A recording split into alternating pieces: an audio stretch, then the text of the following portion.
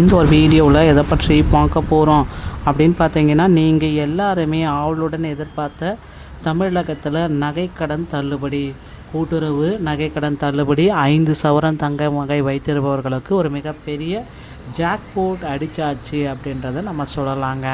So நண்பர்களே, நகைக்கடன் தள்ளுபடி யாருக்கு பொருந்தும், யாருக்கு இது பொருந்தாது, இதை பற்றின ஒரு வீடியோவை தான் இப்போ நம்ம உங்களுக்கு சொல்ல போகிறேன். ஸோ நீங்கள் நம்ம சேனலில் முதல் முறையாக பார்க்குறீங்க அப்படின்னா மறக்காமல் ஒரு சப்ஸ்கிரைப் பெல்லை கிளிக் பண்ணி வச்சுக்கோங்க. ஸோ கூட்டுறவு வங்கிகள் சென்னையில் உள்ள தமிழகத்தில் கூட்டுறவு வங்கிகளில் அடகு வைக்கப்பட்டுள்ள நகைக்கடன்கள் தொடர்பாக தள்ளுபடி பொதுமக்களின் கவனத்தை ஈர்க்கக்கூடிய ஒரு அறிவிப்பு. எவ்வாறு விண்ணப்பிப்பது என்பதையும் நம்ம அறிந்து கொள்ளலாம். அவற்றை ஒரு சுருக்கமாக இங்கே பார்க்கலாம் வாங்க. அவசர தேவைகள், மருத்துவ செலவு, விவசாய பணிகள், குடும்ப செலவுக்காக பலரும் தங்களின் தங்க நகைகளை கூட்டுறவு வங்கிகளில் அடகு வைத்து கொள்கின்றனர். ஸோ கூட்டுறவு வங்கிகளில் தான் நிறைய பேர் இப்போ அடகு வைக்கிறதுன்றது எல்லாருக்குமே தெரிஞ்சு போச்சு. இப்போ தங்க நகைக்கடனை எப்படியெல்லாம் தள்ளுபடி பண்ண போகிறாங்க.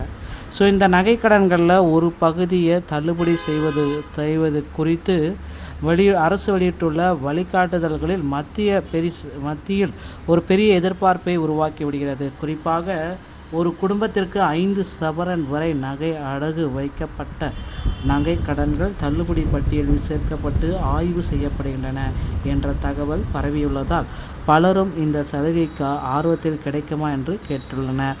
அரசு வழிகாட்டுதல்களின்படி இந்த திட்டம் முதன்மையாக பொருளாதார ரீதியாக சிரமத்தில் இருக்கும் ஏழை எளிய நடுத்தர குடும்பங்களுக்கு உதவ வேண்டும் என்பதே இதன் நோக்கம்.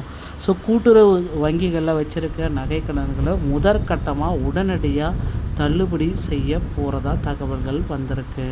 ஸோ கூட்டுறவு வங்கிகள் ஒரே குடும்பத்தை சேர்ந்த பல்வேறு கூட்டுறவு வங்கிகளில் சங்கங்களில் நகைக்கடன் பெற்றிருந்தாலும் பொதுவாக ஒரு குடும்பத்திற்கு 5 சவரன் வரை நகைக்கடன்கள் வைக்கப்பட்ட நகைகளுக்கான கடன்கள் ஆய்வுக்கு கொண்டு வரப்பட்டு தள்ளுபடி செய்யப்படும். மேலும் கடன் பெற்ற அந்த நபர் கூட்டுறவு வங்கி அல்லது தங்கம் செயல்படும் பகுதியில் வசிப்பவராக இருத்தல் வேண்டும் என்பது முக்கியம் நிபந்தனைகளில் ஒன்றாக கூறப்படுகிறது. குடும்ப அட்டை மற்றும் ஆதார் ஆவணங்கள் மூலமாக பார்த்திங்கன்னா உங்களுக்கு இந்த நகைக்கடன்களை வழங்குவாங்க. போன்ற ஆவணங்கள் அடிப்படையில் குடும்ப விவரங்கள் சரிக்கப்பட்டு தகுதியுள்ளவர்களுடைய பட்டியல் ரெடி பண்ணிட்டுருக்காங்க.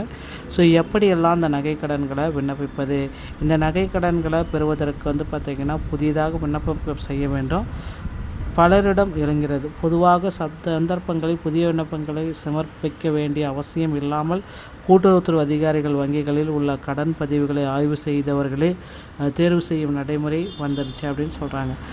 கடன் வாங்கியவரின் ஆதார் எண், குடும்ப அட்டையின், நிலுவையில் உள்ள கடன் தொகை மற்றும் அடகு வைக்கப்பட்டுள்ள நகையின் அளவு போன்ற விவரங்கள் அதிகாரிகளால் சரிக்க பார்க்கப்பட்டு அதன் அடிப்படையில் தகுதியானவர்கள் பட்டியல் தயார் செய்யப்பட்டு அந்த விவரங்கள் சம்பந்தப்பட்ட கூட்டுறவு வங்கிகளுக்கு அனுப்பப்படும். ஒரு நபரின் பெயர் தள்ளுபடி பட்டியலில் உள்ளதா என்பதை அறிய அவர் கடன் பெற்று கூட்டுறவு வங்கிகள் கிடைக்கு செல்லுமாறு கேட்டுக்கொள்ளப்படுகிறதுங்க. ஸோ அவர் பார்த்திங்கன்னா உடனடியாக அந்த கூட்டுறவு வங்கிக்கு நீங்கள் சென்று உங்களை பற்றின ஒரு சில அப்டேட்டுகளை நீங்கள் சேஞ்ச் பண்ணிக்கணும் அப்படின்றத எதிர்பார்க்குறாங்க. ஓகேங்களா? அடுத்து இதனால் நீண்ட நாட்களாக கடனை திருப்ப செலுத்த முடியாமல் சிரமப்பட்ட பல குடும்பங்களுக்கு இந்த திட்டம் ஒரு பெரிய நிம்மதியை அளிக்கும் அப்படின்றது எல்லோருடைய எதிர்பார்ப்புமாக இருக்குது. ஓகேங்களா? ஸோ அடுத்து பார்த்திங்கன்னா கிராமப்புறங்களில் பொருளாதார சுமையை குறைத்து விவசாயிகளுக்கு பொதுமக்களுக்கு மீண்டும் தங்களின் வாழ்க்கையை நிலைநிறுத்தி கொள்ள இந்த நடவடிக்கை உதவியாக இருக்கும் என்று தகவல்கள் வந்திருக்குங்க. ஸோ நகை கடன்களை உடனடியாக உங்கள் அருகாமையில் இருக்கிற கூட்டுறவு வங்கிகளில் மட்டுமே வச்சு நகைக்கடன்களை வாங்கி வைத்து கொள்ளுங்கள்.